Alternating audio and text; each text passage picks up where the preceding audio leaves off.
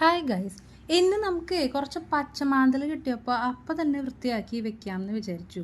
എനിക്ക് ആ മാന്തലിൻ്റെ തൊലി പൊളിക്കാൻ ഭയങ്കരമായിട്ട് ഇഷ്ടമാണ്. വല്ലാത്ത മനസ്സിൻ്റെ സുഖം കിട്ടും.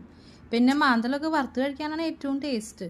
നന്നായി കഴുകി പീസാക്കി മുളക്, മഞ്ഞൾ, കുരുമുളക്, ഉപ്പ് ഇട്ട് പിന്നെ നമ്മുടെ സ്വന്തം വീട്ടിലുണ്ടായ കരിവേപ്പില ഇട്ട് നന്നായി ഞവടിയിട്ട് എടുത്തു വെച്ചു.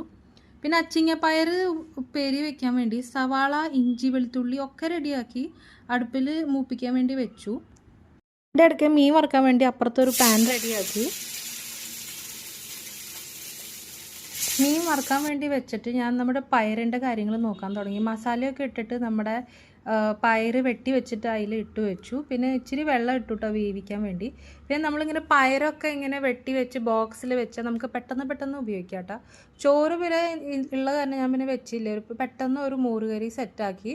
ജസ്റ്റ് നമ്മുടെ വീട്ടിലുണ്ടാക്കിയ തൈരും പിന്നെ കുറച്ച് സാമഗ്രി ഇട്ടാൽ നല്ലൊരു മോരുകറി റെഡിയായി. നമ്മുടെ മീൻ വറുത്തതും പയർ ഉപ്പേരിയൊക്കെ സെറ്റാക്കി കേട്ടോ.